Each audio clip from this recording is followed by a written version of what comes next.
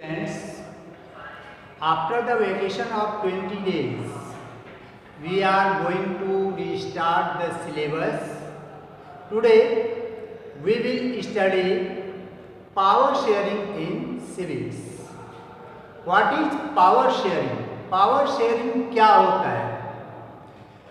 Power sharing is the process in democracy in which power is shared among more than two layers of government.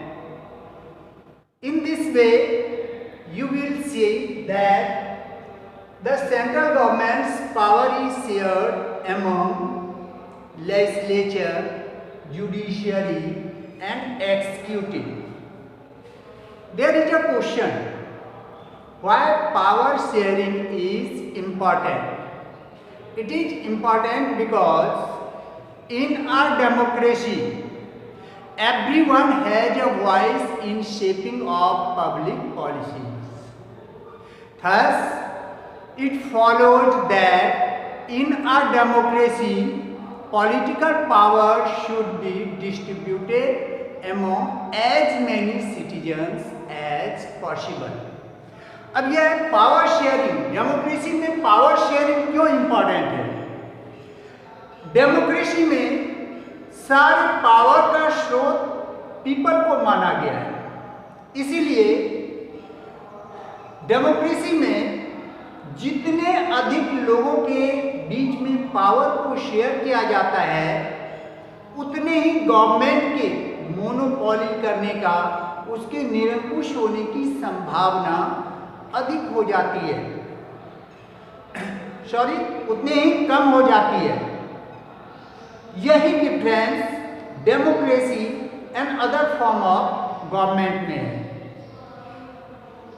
In this chapter we will study about to countries, Belgium and Sri Lanka. First we will study about Belgium. Belgium is a small country in Western Europe. It is smaller in area than the state of Haryana. It has borders with France, the Netherlands, Germany and Luxembourg. It has a population of little over 1 crore, about half of the population of Haryana. यहाँ पर हम देखेंगे Belgium एक federal state है. Here is a question, what is federal state? A state where power is shared in two ways, horizontally and vertically. In horizontally, the power is shared in legislature, executive and judiciary, and in vertically it is divided into central government, state government and local body. Federal का अर्थ होता है कि power का distribute होना, बंटना. किसमें? जो central government है या स्टेट गवर्नमेंट है, उसके पावर को 3 लेवल्स में बांटा गया है, एक्सिक्यूटिव में, जुडिशियरी एंड लेजिस्लेचर में. एंड वर्टिकली जो है यह central government, state government and local bodies में बटे होते हैं. यह इसलिए किया जाता है ताकि पॉलिटिक्स में अधिक से अधिक कॉमन पीपल को भागीदार बनाया जा सके, जिससे कि डेमोक्रेसी और अधिक स्ट्रांग हो और गवर्नमेंट मोनोपोली ना कर सके. यहाँ पर हम बेल्जियम के बारे में देखेंगे कि बेल्जियम जो वेस्टर्न यूरोप में है, यह एरिया वाइज हमारे कंट्री के हरियाणा के बराबर है और पॉपुलेशन वाइज हाफ है, लगभग 1 करोड़ है. हरियाणा का पॉपुलेशन 2 करोड़ है, तो वहाँ का पॉपुलेशन जो है लगभग 1 करोड़ है. इसके बाउंड्री में चारों ओर से घिरे हुए हैं फ्रांस है, नीदरलैंड है, जर्मनी है एंड लग्जमबर्ग है। Its composition is very complex. यहाँ के एथनिक कंपोजिशन काफी कॉम्प्लेक्स हैं। यहाँ के 59% डच स्पीकर्स हैं। 59 peoples are Dutch speakers and they live in Flemish region and 40% people live इन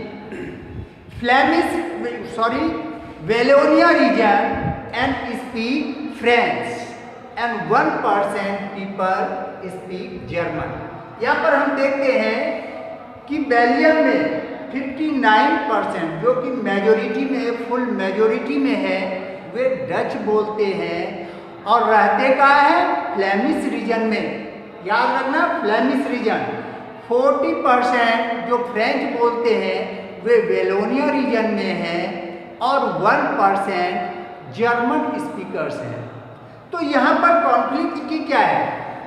यहाँ पर कॉन्फ्लिक्ट का मुख्य जो कारण है इसका है कि आपने देखा होल कंट्रीज में 59% डच स्पीकर्स हैं एंड डेमोक्रेसी में जानते हैं मेजोरिटी के आधार पर गवर्नमेंट बनती है। और सेकेंड जो लार्जेस्ट पॉपुलेशन था वह फ्रेंच स्पीकर था और उसकी पॉपुलेशन ओनली 40% थी। अब जो डच स्पीकर्स हैं वे फ्रेंच स्पीकर्स की अपेक्षा पुअर थे और कम पढ़े लिखे थे, जबकि फ्रेंच स्पीकर्स रिच थे और एजुकेटेड थे। इसीलिए जब डेमोक्रेटिक गवर्नमेंट बनी वहाँ पर और जो मेजोरिटी के आधार पर डच स्पीकर्स की गवर्नमेंट बनी, तो वे जो माइनॉरिटी थे फ्रेंच स्पीकर्स उस पर कंट्रोल करना चाहा।